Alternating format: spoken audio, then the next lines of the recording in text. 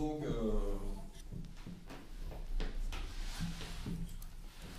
tu veux, après on a des questions. Bon, ma vie, j'ai pas tellement l'habitude et pas beaucoup de plaisir en général à parler de moi-même, mais bon, je le fais quand on me le demande quand même. Mais donc la composition, pour moi, c'est pas vraiment. Je crois pas que je suis vraiment compositeur, en tout cas pas au sens traditionnel du terme, c'est-à-dire que je travaille pas beaucoup avec du papier et des crayons, j'écris pas beaucoup. J'essaye des choses plutôt dans la réalité, comme ça je chipote avec les sons, je bricole. Enfin, je suis très mauvais bricoleur, mais pour tout ce qui est des travaux à la maison et tout ça, c'est plutôt catastrophique. Mais avec la musique, je trouve que c'est assez intéressant de bricoler quand on est mauvais bricoleur en musique, parce que on essaye de faire des choses et puis hop, on découvre des choses qu'on n'avait pas vraiment prévues, quoi. C'est un peu le concept de la sérendipité. Je ne sais pas si vous avez entendu parler de ce terme-là. C'est un nouveau terme qui est fort à la mode maintenant. Et il y a un festival qui s'appelle Serendip où j'ai été joué il y a 2-3 mois et dont je vais vous montrer une petite vidéo qu'ils ont faite. Je crois que ça veut dire plus ou moins trouver quelque chose alors qu'on cherchait quelque chose d'autre. Hein, on cherche quelque chose et puis paf, tout à coup, on se trouve face à quelque chose qu'on n'avait vraiment pas prévu. Et on essaie de rebondir là-dessus et de faire quelque chose avec ce qui arrive. Et dans mon bricolage, c'est un peu ça qui se passe, c'est que j'essaie de faire des choses, ça ne marche pas, mais parfois, les bons jours, je trouve quelque chose que je n'avais pas vraiment prévu. Par exemple, on m'avait demandé de faire la musique d'une pièce de théâtre. J'ai fait pas mal de musique de pièces de théâtre dans les années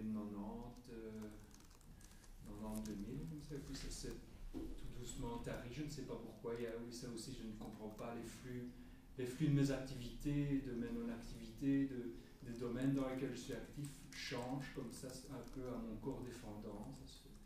Ça se fait un peu tout seul, c'est très bizarre. Et donc j'ai fait une vingtaine de musiques pour des pièces de théâtre, musique en direct, donc toujours en direct, pas des enregistrements.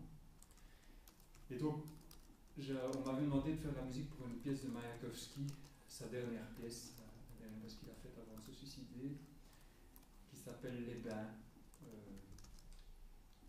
Et c'est sur le thème de la bureaucratie. Et donc le décor était constitué d'objets de bureau, des armoires comme ça, des bancs, des tas d'objets un peu obsolètes de bureau. Et j'avais construit des machines du style. Là, j'avais fait construire aussi, parce qu'il y avait un petit peu de budget, alors j'avais pu faire construire des machines qui faisaient tournoyer des dossiers, alors les bruits du papier frottaient. J'avais installé tout un système de petits moteurs sur la scène qui secouaient des petits papiers un peu partout, des petits moteurs défaussés, donc, où l'axe est un peu tordu, alors ce qui fait que le moteur ne tourne pas droit, et ça permet de secouer des choses. Ça, j'ai retrouvé ce genre de pratique l'été passé sur une petite île du lac de Caume. Bon, je vous montrerai peut-être quelques vidéos aussi où je me suis intéressé au secouage de feuilles de branches de palmier séchées. J'ai retrouvé cette méthode de moteur défaussé pour faire ça. Mais donc, oui, ce décor de pièces de théâtre que j'essayais de mettre en vibration comprenait entre autres des vieux aspirateurs, des aspirateurs Filter Queen. C'est des aspirateurs américains. C'est une usine américaine qui existe, je crois, depuis que l'aspirateur a été inventé. C'est des très très beaux aspirateurs, très très résistants, très puissants. Et certains modèles permettent de brancher le tuyau soit dans le trou pour inspirer, soit dans le trou pour expirer. Et j'avais vu une installation de Peter Bosch et Simon Simmons, qui était basé sur un espèce d'orchestre d'aspirateurs, comme ça, d'aspirateurs expirants, qu'ils avaient mirlitonné, ils avaient fixé des chambres à air de vélo coupées au bout des tuyaux d'aspirateur qui expiraient. Et ces chambres à air de vélo étaient plus ou moins pressées ou dépressées pour vibrer plus ou moins, ou bien l'air était insufflé dans les tuyaux qui faisaient vibrer des autres choses. Et donc ils avaient fait toute une grande installation d'aspirateurs comme ça, commandée par ordinateur. Et j'ai jamais vu cette installation en vrai, mais on me l'avait décrite d'une part. Et puis j'avais un copain, j'ai toujours un copain qui s'appelle Max van der Worst, qui est aussi constructeur, bricoleur d'instruments, et je l'avais vu chipoter avec ce genre d'aspirateur défaussé, enfin inversé aussi. Et puis mon copain Frédéric Lejonter, avec qui j'ai beaucoup travaillé aussi dans les années 90-2000, m'avait montré aussi un aspirateur qu'il avait inversé. Enfin, ça, c'est pour vous donner un exemple de la manière dont je fonctionne. Je pique des trucs à gauche et à droite, je vois ce que font mes collègues et j'essaye de copier comme je peux. Et en général, ça ne marche pas et je trouve des autres choses. Donc, par exemple, avec ces aspirateurs qui étaient là disponibles pour cette pièce de théâtre, je me suis rendu compte que donc j'ai copié ce que faisait Peter et Simon. J'ai donc mis une chambre à air au bout du tuyau. Et puis, ce que je n'avais pas espéré et qui est arrivé, c'est que donc tout ce dispositif était là par terre, le tuyau et la chambre à air. J'ai mis l'aspirateur en route et puis j'ai vu la chambre à air qui se mettait à osciller de gauche à droite dans un tempo régulier. Ça, je ne m'y attendais pas. Je ne savais pas que ça allait faire ça. Et puis, comme il y avait aux alentours des tubes qui traînaient, des tubes en aluminium, en acier, par hasard, l'air est parti dans un de ces tubes. Et bon, l'air arrivait dans le tube au moment où la chambre à air était dirigée vers ce tube. Et puis il n'arrivait plus, puis il arrivait de nouveau, il n'arrivait plus, il arrivait de nouveau. Ça faisait une pulsation. Puis j'ai amené un deuxième tube sur le trajet du tuyau. Alors ça faisait un autre ostinato, l'ostinato changé. Puis un troisième, un quatrième. Et voilà. Et puis, bon, au fur et à mesure du temps, j'ai continué à chercher des autres méthodes pour utiliser cet aspirateur. Et voilà à peu près où j'en suis maintenant. Alors, ça aurait été bien comme paf. non, voilà, on y est. Donc, alors, un instant. Normalement, comment ça on va. fait pour descendre un petit peu? Ok. Ça Voilà, on y est, ça marche. Si tu cliques là. Je clique là-dessus, très bien. Ok. Au niveau du son, j'ai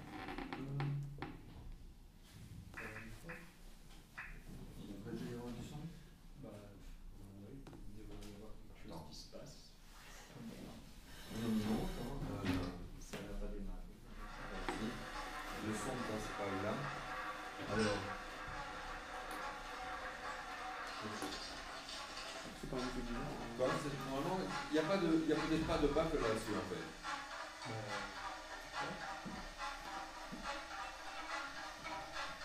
Mais vous entendez quand même suffisamment? C'est lui qui va.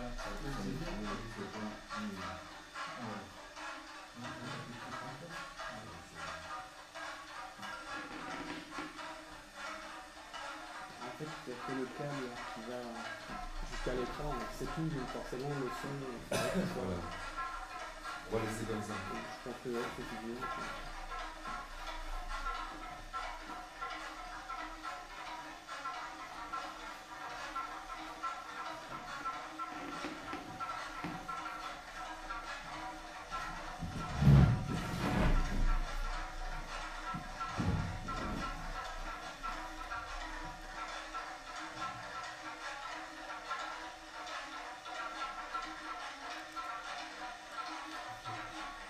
Quand elle s'appelle rapidement, il y a ce truc là qui disparaît, c'est plus joli. Ouais, donc c'est. Attends, je vais essayer. Ah ouais. Et Ça va mieux? Ah oui, mais c'est comme si c'était ça.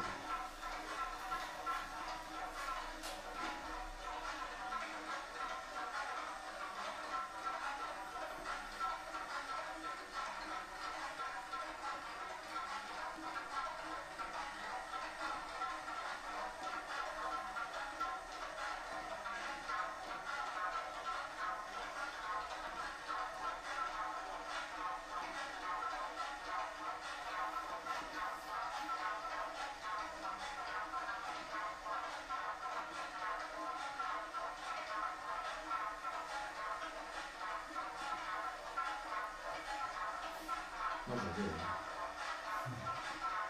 Tu as déjà vu ça? Ouais. Le chili. Ah ouais. Alors, à cette époque-là, c'était encore seulement, j'en avais qu'un. Oui. Pendant 5-6 ans, j'en ai eu qu'un seul, et puis j'en ai trouvé. Maintenant, j'en ai 5. Et là, j'en utilise que 2.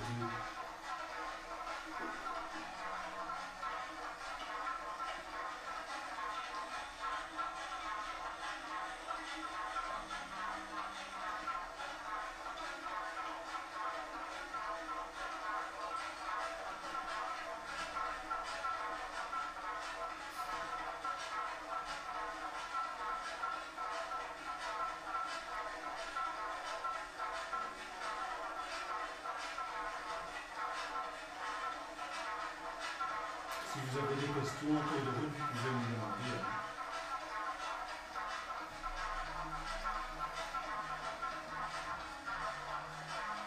C'est quoi la boîte qui est suspendue? Alors ça, c'est un autre système que j'utilise pas dans cette partie-là du concept. Je vous expliquerai. Ok, ça va.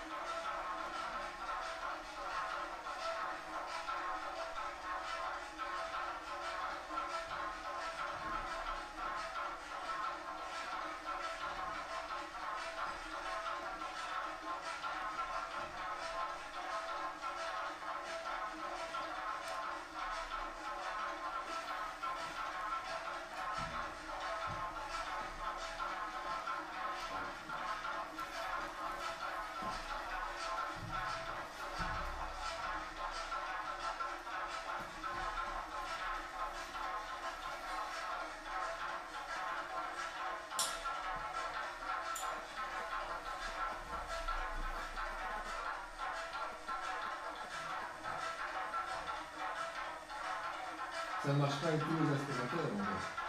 Oui, il faut un aspirateur réversible. Réversible, oui. Les nouveaux, ils font plus système. Petite question, est-ce que la vitesse des tuyaux, le mouvement du tuyau, c'est vous qui voyez ça ou c'est par hasard selon le modèle en fait c'est La vitesse de mouvement du Ouais. C'est par hasard selon le modèle, mais tu vas voir après, je vais faire une petite manipulation qui permet de modifier le tempo. D'accord. On peut le modifier plutôt vers le haut, quoi. En raccourcissant la chambre à air, en mettant des cailloux. Tu vois, Ah oui, ok. alors ça va de plus en plus vite. Pour aller plus lentement, il faut un petit peu boucher le trou d'appel d'air. Ça, avec la main, parfois je bouche plus ou moins le trou d'appel d'air, alors le moteur doit un peu plus, et ça, le tempo diminue. D'accord.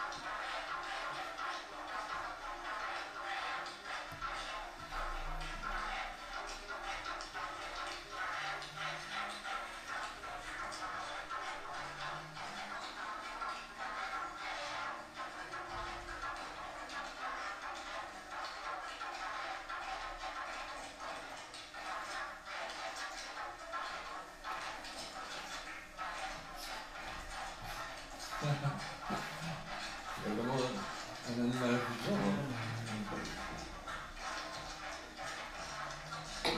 Je fais un peu le gentil organisateur, mais sur ton site, tu as encore beaucoup d'autres vidéos qu'on pourrait regarder ou pas trop?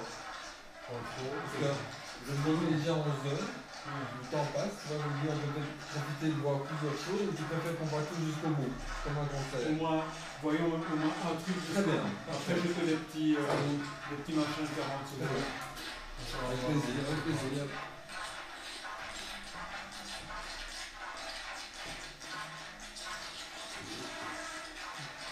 Est-ce que vous savez à l'avance ce que vous voulez entendre ou c'est au fur et à mesure de ce qui se passe que vous organisez l'espace?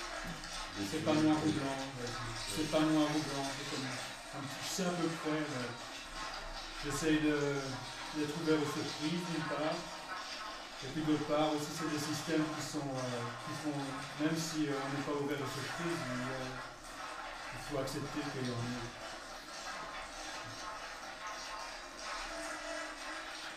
Par exemple, je sais bien que ça, qui vivent là. ouais, ça, je sais à peu près que ça va faire ça. Quoi. Je sais que ça va, si je mets les pubs là, je sais que si je mets les pubs à cet endroit, je sais que ça va rebondir. Je sais que pour finir, à force de chauffer, ça va m'irriter. Vous allez entendre que ça va m'irriter. Je sais, mais parfois ça ne vient pas. Parfois je vais faire ça.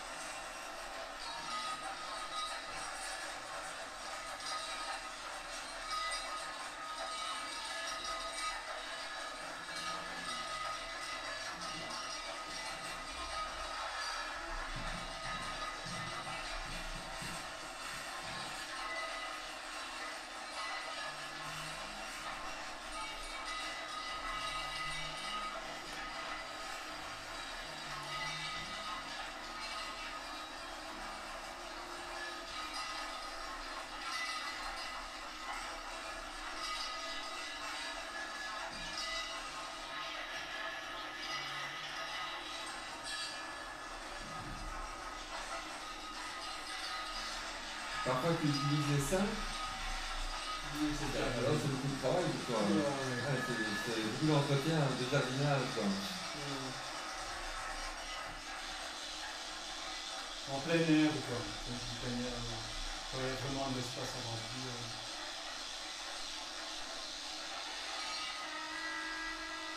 Ça m'étonne. Voilà, ça m'étonne. Vous voyez, il passe en phase immobile, comme c'est Ah oui, ok. et il prend la forme d'un. Vous voyez, le bout de la chandelle prend la forme d'un trèfle à 4 feuilles. Non, ça se voit pas. Vous n'avez pas vu personne? C'est pas des assez bons. On ne voit pas assez près. Hein. Et ça, je vais bien compris pourquoi ça prend tout à coup la forme d'un trèfle à 4 feuilles.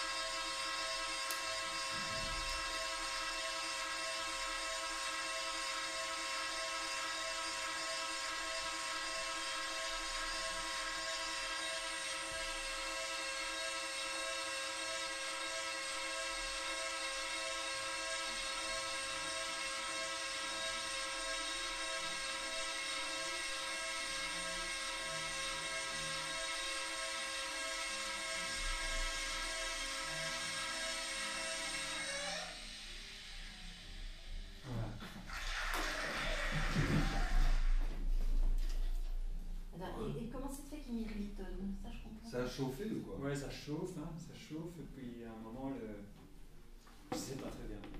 C'est le moteur qui fait ça? Non, la chambre à air La qui chambre à air. chauffe, qui devient plus molle. Ah oui. Je peux arrêter le microtonnage aussi si je veux, hein, Ah oui. mais il veut revenir. Si je l'arrête, il faut arrêter un petit peu, puis ça va pendant un petit peu de temps, puis ça Et puis revient. ça recommence. Ouais, ça recommence. Donc c'est quand elle a une certaine élasticité ou une certaine température, elle commence à faire un son tout à fait différent. En fait, c'est quoi? C'est une harmonique? Ou c'est... Pas nécessairement. Non, je crois pas. probablement pas. C'est comme une hanche. C'est une vibration, oui, c'est ça. Moi, j'ai deux petites réflexions, ça ne me dérange pas? Non, bien sûr. Moi, ce qui me fascine, c'est qu'il y a des moments où quand on entend ça, c'est presque la musique, j'ai l'impression d'être, enfin la musique ethnique, quoi. J'ai l'impression d'être dans la...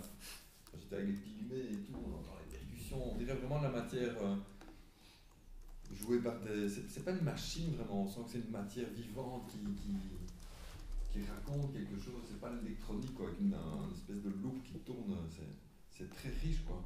Et j'avais ça aussi quand j'étais venu, tu avais fait une performance à la galerie là, à Liège, il y a très longtemps.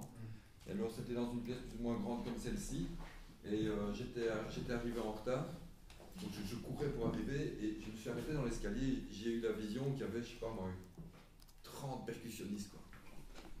J'ai vraiment vu les percussionnistes. Tu sais, on dit toujours, quand tu entends un chien qui aboie, quand tu entends aboyer, tu vois le chien qui aboie, ben, il y a un lien entre l'image et le son, et là, l'image que j'ai eue, c'est plein de percussionnistes qui jouaient. Et je ne savais pas, je savais pas que ça allait être Pierre avec son installation. Donc quand j'ai ouvert la porte, il y avait tous les gens calmement assis, etc. Et alors il y avait 4 installations où en fait ce sont des sachets en plastique remplis d'eau, dont les gouttes d'eau tombent sur des tuyaux en plastique sur lesquels Pierre avait mis des membranes en plastique. Donc tu venais toujours arroser les sacs pour remettre de l'eau dans les sacs. En même temps tu bougeais les sacs. Donc les gouttes d'eau tombaient à des endroits différents sur les membranes en plastique, ça tac tac tac tac tac tac tac tac tac. Plus il y avait d'eau, plus ça allait vite, etc. Et alors ça m'avait vraiment passionné, c'est comme un jardinier quoi, qui vient arroser, entretenir, puis tu allais d'une plante à l'autre, puis tu écoutais comme ça. Puis tu allais là-bas, tu changeais les vitesses. Ça c'est la première chose à laquelle je pensais. Et la deuxième, depuis que je te connais, c'est vrai que je connais les installations avec les gouttes d'eau. Je connais l'aspirateur, le travail que tu fais avec les aspirateurs, et aussi avec des boîtes de bonbons. À un certain moment, tu avais tendu des câbles, des grands câbles dans l'espace. Au milieu des câbles, il y avait des boîtes de bonbons en métal. Tous les câbles étaient reliés à un ressort. Et tu tapais avec je ne me trompe pas, avec des maillotches sur le ressort. Là aussi, quand on ferme les yeux, j'avais l'image de moines tibétains dans la montagne. J'ai pas du tout l'image de boîte de bonbons, j'avais l'image vraiment d'être dans la montagne, d'avoir des gens qui chantent quoi, profondément. Quoi. Et ça c'était passionnant aussi. Et je me suis dit, avec les années qui ont passé, c'est que sont quand même dans ton travail, comment dire, il y a surtout quand même les boîtes de bonbons, surtout les gouttes d'eau, surtout les aspirateurs, où il y a encore 1000 autres choses que je ne connais pas. L'installation, ou quand tu tiens un bon bout, si je veux dire un minerai, un bon... quelque chose de filon, c'est ça, tu le gardes et tu l'entretiens longtemps. Moi j'ai plutôt cette tendance-là, parce que j'ai pas 36 idées par jour. D'ailleurs mon fils souvent il me dit, oh papa, il faudrait quand même que tu trouves un peu quelque chose d'autre que des trucs tout le temps. Et mon fils me dit ça aussi dans des commissions où on accorde au nom des bourses. Ah oui. Là il dit souvent, c'est bien, mais c'est très poétique, oui, ça revient souvent, c'est très poétique, mais c'est tout le temps la même chose. Ben oui, effectivement, c'est mes instruments, c'est mes affaires, et je creuse mon filon tant que je peux, quoi. Bon, mais par exemple, les boîtes de bonbons, comme tu dis, c'est pas. Toi, ce que tu as vu, c'était avec des boîtes de bonbons, mais j'utilise surtout des bidons que j'achète, des bidons de peinture qui sont faits pour mettre la peinture, des bidons métalliques, ou bien des seaux métalliques aussi. Et oui, j'utilise ces résonateurs pour prolonger diverses choses. Donc, comme tu as dit, prolonger le ressort, prolonger des ressorts de camions, par exemple, des ressorts de trains, des amortisseurs aux amortisseurs. Bien, j'ai prolongé des cloches, des espèces de cloches, mais c'est des cuves de compresseurs. Bon, Ah oui, quand tu dis prolonger, donc ton outil c'est le ressort, mais pour prolonger le son, tu tends des câbles. Je tends des fils vers des résonateurs. Vers des résonateurs, oui, c'est Qui ça. sont en général des bidons métalliques, Ok. boîtes de bonbons, boîtes de peinture, seaux, et qui sont récemment, donc, depuis l'été passé, ça va aussi vers les. Non, depuis plus longtemps que l'été passé, mais depuis l'été passé, j'ai beaucoup travaillé là-dessus, sur des résonateurs végétaux, des feuilles de palmier sèches ou des cactus ou des choses comme ça, qui sont pendus au bout des fils. Et les fils sont excités. Donc, j'ai prolongé des pianos comme ça aussi, donc attaché à certaines cordes du piano, j'attache des longs fils qui aboutissent à des résonateurs aussi. Et puis à force de vouloir prolonger plein de trucs comme ça, je me suis dit, mais il y aura peut-être un moyen plus simple, c'est de prolonger un haut-parleur, et que dans le haut-parleur, je pouvais envoyer ce que je voulais. Alors, mon copain Patrick Delgès, qui travaille au centre de recherche Centre Henri Pousseur, ça s'appelle maintenant, lui, il travaille avec moi depuis plus de 15 ans, je crois. Et il m'a beaucoup aidé pour réaliser des tas de bricolage un peu complexe. Et avec lui, on a construit ce que j'ai appelé le haut-parleur prolongé. C'est-à-dire qu'on prend un haut-parleur, on enlève un maximum de membrane pour qu'on l'entende le moins possible en tant que haut-parleur. Mais il faut quand même laisser un petit peu pour que la capsule qui est centrée autour de l'aimant du haut-parleur, cette capsule dans laquelle courent les bobines de fils de cuivre qui font résistance à l'élément, il faut que ça tienne quand même un petit peu beaucoup autour de l'aimant. Donc je ne sais pas enlever toute la membrane, donc il reste quand même toujours un petit filet de son qui en sort. Et je pique un fil de fer, un fil d'acier dans ce haut-parleur démembrané, et ce fil d'acier aboutit à un réseau de résonateurs métalliques ou végétaux. Et dans ces haut-parleurs qui sont devenus des bas-parleurs et qui sont avec le moins de membrane possible, j'envoie des ondes sinusoïdales. Mais ce qui sort des générateurs n'a plus rien à voir avec des ondes sinusoïdales, parce que ce qu'on entend, c'est les résonances des ondes sinus qui font vibrer, les résonances des fils qui sont mis en vibration par ces ondes et qui subissent toute une transformation dans leur voyage avant d'aboutir dans nos oreilles. Et ça m'a toujours fort excité aussi, cette idée de voyage du son, d'imaginer des trajets tordus et compliqués pour les sons, entre la source sonore et l'oreille, faire tout un labyrinthe, un bazar le plus compliqué possible pour que le résultat entre le son de départ, enfin l'impact, et ce qui arrive dans nos oreilles, ce qui nous fait vibrer à l'intérieur, qu'il y ait une assez grande différence entre ça. Et que c'est toujours une source de surprise, je trouve, d'entendre quelque chose à laquelle on ne s'attendait vraiment pas. Ça, c'est quelque chose qui moi en tout cas, me plonge toujours dans où là, je me rends compte que tout d'un coup, j'ai une partie de moi qui est intérieure, et puis qu'il y a une partie de moi qui est extérieure aussi, il y a toute ma peau et tout ça, que je suis en contact avec tout un monde extérieur qui est très mystérieux dans le fond. On peut expliquer des tas de choses, mais il y a toujours bien un moment où on n'arrive plus très bien à expliquer, en tout cas où moi je ne comprends plus. Et c'est ce moment-là que je cherche en dévoyant, en imaginant des trajets un peu compliqués, pas très compliqués. Hein. Il y a des gens qui imaginent sûrement beaucoup plus compliqués que moi. C'est toujours des idées très simples que je crois. Comme ça, on va faire des machins que même les enfants pourraient, surtout même les enfants, peuvent imaginer. J'essaie pour trouver cette manière de penser, j'essaie toujours de faire une espèce de vide qui me permet d'accéder à ce cheminement-là. Donc oui, on peut peut-être écouter un petit peu. Donc oui, ce machin-là avec les haut-parleurs, j'avais donc cette installation de haut-parleurs prolongés dans laquelle j'injectais principalement des sinus, mais aussi du feedback. C'est toujours amusant aussi de chercher dans un endroit avec un petit micro où il y a des feedbacks intéressants et comment est-ce que ces feedbacks peuvent faire résonner un système de fils et de résonateurs. Ça, je comprends pas, c'est quoi un feedback? feedback, c'est le bouclage d'un son. Tu vas avec un enregistreur quelque part chercher un feedback? Avec un micro, donc Oui. je pousse l'ampli fort, Ok.